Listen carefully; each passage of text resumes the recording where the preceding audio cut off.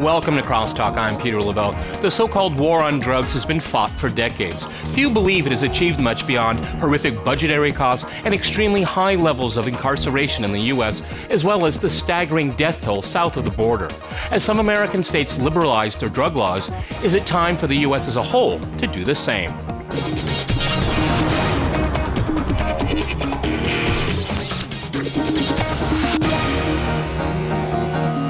To CrossTalk the War on Drugs, I'm joined by Peter High.m in Washington. He's President Emeritus and a Senior Fellow at the Inter-American Dialogue. And in Boston, we have Kevin Sabet. He is Director of the Drug Policy Institute at the University of Florida and a former White House Senior Advisor on Drug Policy. All right, gentlemen, CrossTalk rules in effect. That means you can jump in anytime you want. Kevin, I'd like to go to you. I mean, let's talk about Colorado. Let's talk about Washington. Yeah. I mean, the perception outside of the United States is that the United States is legalizing at home, but continuing the war on drugs in Mexico. So how do you square the circle?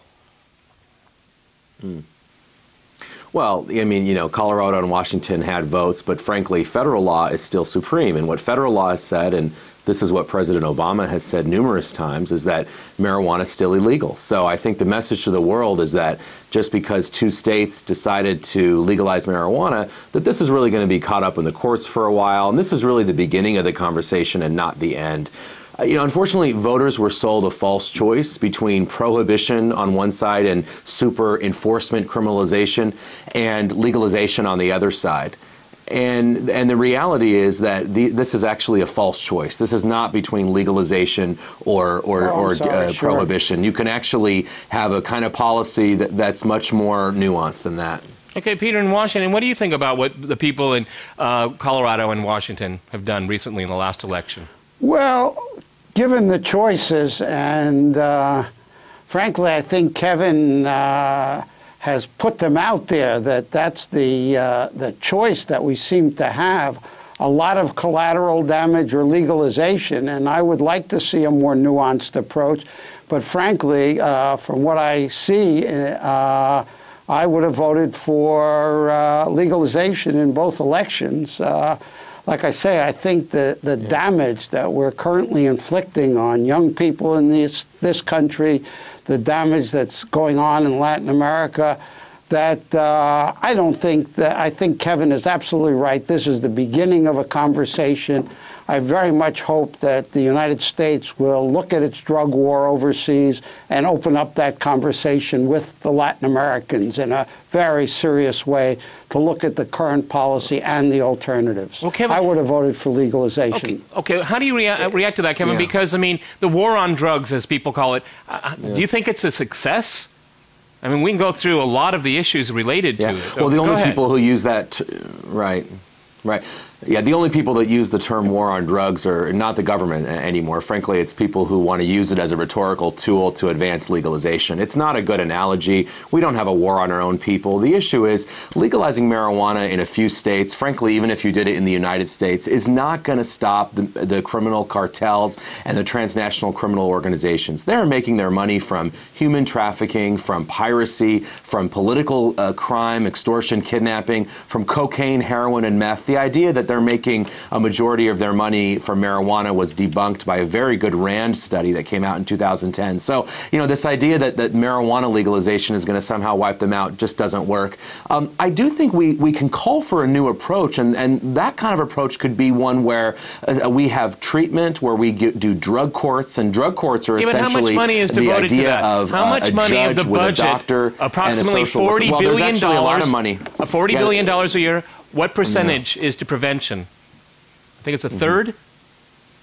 Less? Well, prevention and treatment I think prevention and treatment are close to 40%. But remember, it costs a lot more money to buy an Apache helicopter than it does to fund a drug court. So you have to be also careful when you do that kind of, you know, supply versus demand. No doubt about it, we need more money in prevention and treatment. But legalizing a drug, because we already have legal alcohol and tobacco, what has been the result of that? Well, we get taxes from it. It's sold. There are age limits. But what has been the result is that for every dollar in taxes, the United States receives from legal alcohol or tobacco, it costs us $10 in social costs. So we don't need to legalize something to make it, to control it. We can actually keep it illegal so that we don't have big industry promoting it to kids. But at the same time, we also don't need to throw everybody in jail for small amounts of use. So I don't live in this world where it's black or white, you know, we go to jail or it's legal. We can do better than that. Okay, Peter, if I can go back to you, I mean, Kevin said it's not a war against our own people, but the level of incarceration in the United States is extraordinary. That is a war on a population, at least in one sense. Well, I think we can use words in lots of ways. I think the problem is that you have in Latin America today an enormous level of violence and killing, etc., that people believe is related to the drug war. Whether it is or not, whether Kevin is right that legalizing marijuana in a few states is not going to have any effect, I think he's probably right. But the fact is that the Latin Americans for a long time have been calling for a real conversation with the United States to talk about how drugs are fought now, how we frame and implement anti-drug policies. And there's been very little response from Washington. And in the United States, we seem to have brought the problem under control by basically cocaine use is down, marijuana use is increasing, heroin use is down, but there's the violence associated with drugs has been controlled. Now, the costs are very, very high. The drug violations, the numbers of people in jail, the use of our police forces, going to a criminal court in any small town, anywhere in the United States, and a big majority of cases are drug-related cases. The damage is enormous. One cannot talk about any solution without looking at what damage it's also doing. This is a very messy, nasty situation. Look at alcohol. Alcohol causes an enormous damage, and it's legal. Pros. Go ahead, Kevin, jump in. Go ahead.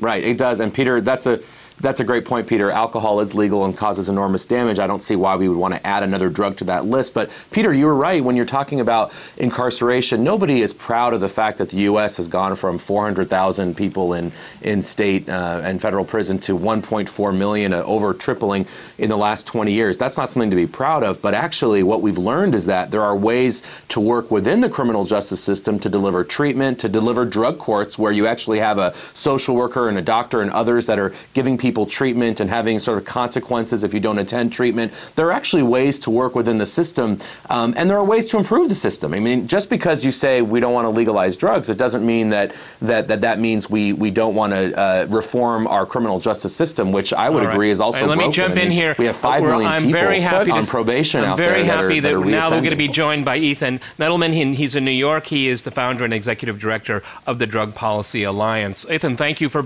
being with us on the program here. I think you've heard part of that here. I mean, you're the other side of the coin here. The war on drugs, you would say, is a failure.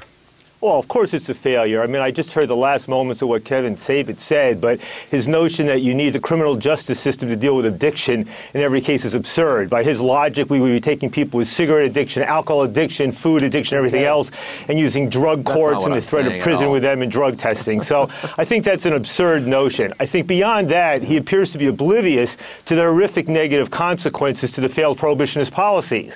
I mean, quite frankly, one reason why voters in Washington and Colorado supported an end to marijuana prohibition was because they said it's time to stop trying to enforce an unenforceable prohibition. Why should we be empowering gangsters in Mexico and the United States? Why should we be empowering a black market worth tens of billions of dollars a year? Why should we be arresting 750,000 Americans a year on petty marijuana charges when instead we can tax, control, and regulate this stuff? All right, Kevin, so the arguments are very much like they were towards the end of alcohol prohibition. Kevin, reply. Go ahead. Let Kevin reply. Unlike Ethan, I'm happy to...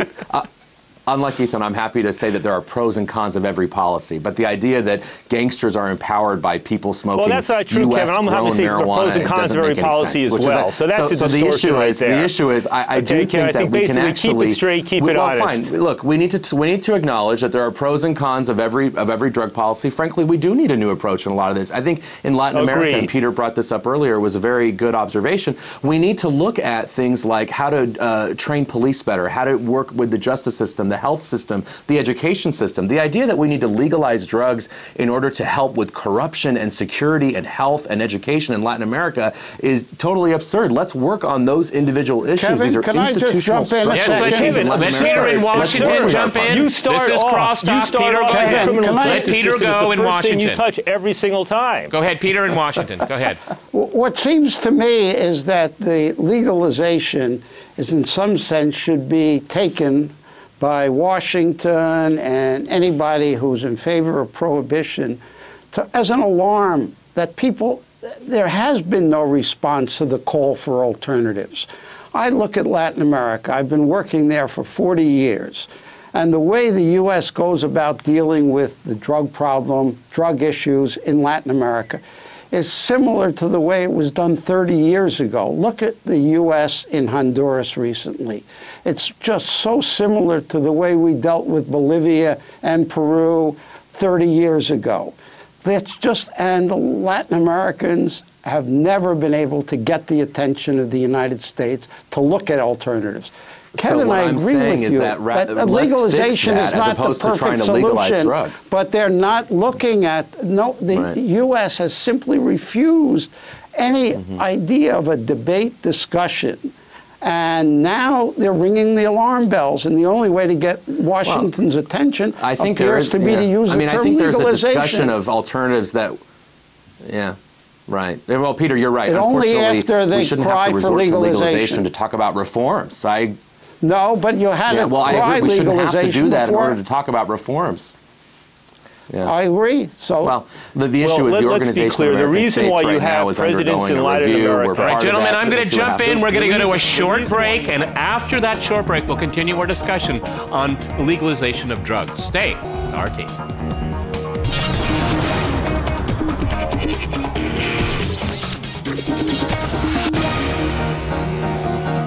Okay, Ethan, I'd like to ask you and everyone else on the panel, the true beneficiaries of the American government's war on drugs are the following: drug cartels, drug dealers, various law enforcement agencies, and even pharmaceutical companies. Agree or disagree? I think that's basically right. Okay. I mean, look at it. Go ahead, elaborate. Go ahead. It's like Al Capone during the days of alcohol prohibition, right? The principal beneficiary of prohibition are the organized crime, are the criminals, the gangsters, Mexico, Colombia, West Africa, Afghanistan, you name it, right? Also, you have a prison industrial complex in America, which has grown dramatically in power and money, and now employs hundreds of thousands, if not millions of people, many of whom are simply trying to defend their jobs. For the pharmaceutical companies, it's trying to defend their quote-unquote good drugs against the other quote-unquote bad drugs in a day and age when more people are dying of pharmaceutical drugs oftentimes than the other drugs, and oftentimes where those drugs are oftentimes more dangerous than the drugs are illegal. So I think your hypothesis is right on spot. Okay, Kevin, go ahead. Well, I think we should let's try and talk about this rationally rather than with emotions and shouting matches. The issue is the idea that cartels are not going to still be there after drugs are legalized. After drugs are legal, let me finish this. After Nobody said they wouldn't be there, Kevin. Taxed, they're going to be able to Nobody said they wouldn't be there. Don't distort the argument. They're still be around. So we don't need to legalize to get them away. The second thing is you take away their power, Kevin. You don't get rid of them. Actually, law enforcement. You know what, Ethan, this doesn't make it. Just let me finish my point. The bottom line is law enforcement and others. Keep on the truth, Kevin, and I won't interrupt. If it's legalized. Alcohol, which is a legalized drug today, causes 1 million more arrests in the United States than all of our illegal drugs combined. So police are going to be, frankly, we're going to need more police after legalization because more people are going to be intoxicated. There's going to be more crime, and there's actually going to be more of a need for incarceration. So, frankly, treatment, doctors, law enforcement, we're going to need more, not less of them under legalization. Zero evidence. Pharmaceutical. Zero evidence. Well, the evidence is that 2.6 million people are arrested for alcohol-related offenses. Where's the evidence that marijuana creates the harms that alcohol does? Where's the evidence that marijuana is associated with violent crime, auto deaths, all this sort of stuff? Zero evidence, Kevin. So I'll let you go ahead. Okay, Peter, you want to jump in there? Say something that's accurate, and I won't interrupt. Companies. Well, let me just say one thing. Ethan, 2.6 million people a year are arrested for alcohol. Go ahead, Peter, from Washington. Let me just try to sort of suggest that the use of the word legalization and war on drugs both have connotations. What if we were to discuss, Kevin, I'll ask you this, not legalization in the large, but to say, what category should marijuana belong to? Is it more like alcohol or is it more like cocaine? And the fact is, if it's more like alcohol, why don't we either make alcohol illegal or legalize marijuana? In other words, what I'm saying is that maybe the debate shouldn't be about legalization, which brings up all kinds of images and scares people. But if you talk about, does marijuana belong in the same category of drug as cocaine? And that maybe we should experiment with marijuana legalization to see what the results are. Clearly, the experiment with alcohol is not a great success, but neither was prohibition. These are guns. Half of the population wants guns to be legal. It's very hard to manage these, and you try to find some kinds of middle ground. And for now, it seems to me the middle ground may be leaning toward legalization of marijuana. Okay, not Kevin, go ahead. That's a good question. Go ahead. Sure. Let's see if I can get an answer without Ethan interrupting. I think what's interesting about alcohol versus marijuana is that alcohol, unlike marijuana and our other illegal drugs, has a long, widespread use in our culture dating back thousands of years. Obviously, marijuana has been used for thousands of years too, but not in such a widespread sense as alcohol. So we sort of made a cultural decision to legalize alcohol, but that is, frankly, Peter, you're right, that's at our peril. I mean, alcohol kills 100,000 people a year in the United States, worldwide hundreds of thousands. It's frankly directly tied to crime in a way that more than crack cocaine is because of its prevalence. But, you know, just because your windshield wiper is broken on your car, you don't also break the steering wheel to be consistent. I don't think we legalized marijuana just because alcohol, which might be worse, is also legal. I think first of all, we need to raise alcohol taxes in the United States. We need to do a lot more with alcohol because, frankly, the legal alcohol industry is pushing underage drinking. It's pushing heavy drinking. It's a huge problem. That actually, to me, is a warning that we don't want another legal industry like marijuana to come up and do a similar thing. Sure. Go ahead, Peter. Yeah. And then I want to go to Ethan. The question is a simple one. It's not to sort of talk about legalization even of marijuana. Talk about sort of having some kind of serious examination of whether marijuana belongs in the same category of cocaine. Whether anybody should be arrested, for example, for possession of marijuana. Marijuana is not treated like... Legalization has an impression that you're going to treat it like... Marijuana is not treated like cocaine in terms of...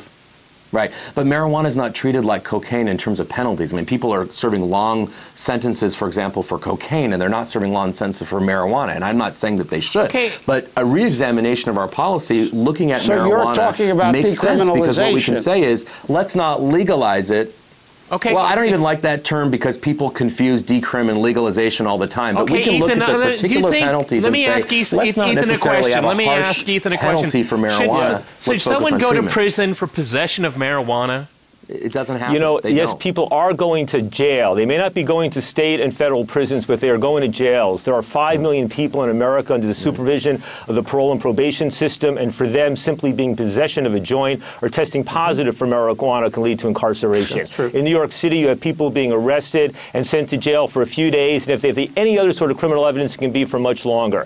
I want to say, I agree with virtually, the reason I didn't interrupt Kevin before, because what he was saying about alcohol policy, I largely agreed with. I think the key point also is that the argument is not to legalize marijuana because we've legalized alcohol. The point is, and to Peter Hackham, I would say, we can't really put this conversation aside because now the country is evenly split on the issue of legalizing marijuana like alcohol. Washington and Colorado voters just said 55 to 45 in the last election. Other states are going to do the same. And we have to take certain risks and certain opportunities to move in a new direction. Is there a risk to legalizing marijuana? Might more people use it? Yes, that is a risk. But the potential benefit in terms of reducing a black market that adds up to tens of billions of dollars a year, the potential benefit of taxing and regulating this and allowing police to focus on real crime, we need to move in that direction. Kevin, go ahead, jump in. Yeah, so I mean, the issue is police are not today focused on small-time marijuana. I agree with Ethan that in New York City and some other places, you know, and then with probation and parole, Kevin, that they are. can be in an many issue. communities around the country, that's a major source of their activity. Hold on. And I'm not disagreeing with that part of it. Sure, I'm not disagreeing with a lot of what you said, Ethan. Let me finish. You just said the opposite, Kevin. Police in many communities in America spend an enormous amount of time, millions of man-hours arresting people for marijuana. So what I'm saying is, it's not as if this is just a traffic ticket in America. You keep saying arresting people for marijuana is like a traffic ticket. Hold on, there are it's flat other crimes out involved false in most with places marijuana. in this country. It's not people walking around with joints in their pockets that are being targeted. So hold on. Police are not focusing the majority of their time on small-time marijuana. Yes, it is, Kevin. You live in New York City, you see 50,000 people getting arrested last year with marijuana in their pockets. So that is who's being targeted. The issue is this. When we look at alcohol and tobacco as an industry, we see that they are targeting young people. We see that they are encouraging heavy use. We see that they are fighting any tax tooth and nail. Our alcohol taxes today are a fifth of what they were during the Korean War when adjusted for inflation. That's not an accident. That's because there's an industry that knows when something is more expensive, less people use it.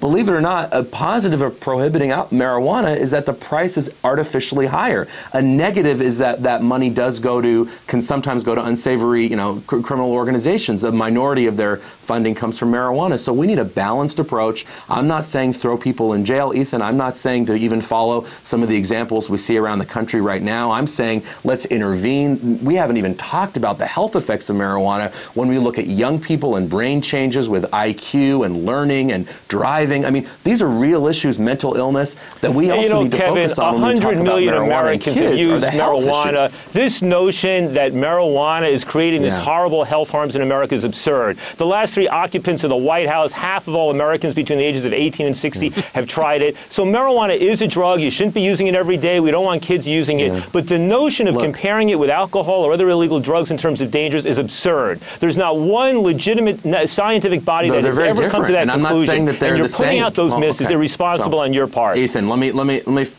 There's no myths here. What I'm saying is that I'm not. To analogize marijuana where there's never been an overdose fatality, to analogize marijuana to alcohol and other drugs where there's never been an overdose fatality is flat out false. To say that police are not focusing on people with marijuana in their pockets is flat out false. To say that arresting people for marijuana is like giving them a traffic ticket is flat out false. So say something that's true, and I want to don't make up Kevin has the floor. Kevin has the floor. Go ahead. Thank you. Thank you. We have a moderator. Okay. The issue is most people who use any drugs don't get in trouble with it, whether it's cocaine, heroin, cigarettes, or marijuana. The chances of addiction for marijuana are lower than alcohol or cigarettes. I'm not saying that that's not the case. 1 in 6 kids who use marijuana but when they're as adolescents will have an addiction. That's not a majority, but I think that's plenty to worry about. When the British Medical Journal says that your car crash risk if you're intoxicated on marijuana is doubled, that's also an issue. I want to give Peter in Washington the last word. I want to give Peter in Washington the last word. Should the government be regulating people's vices? Depends what those vices are. Certainly, is rape a vice? I mean, sure, the government should be regulating vices. What else is the government going to be regulating? Virtues?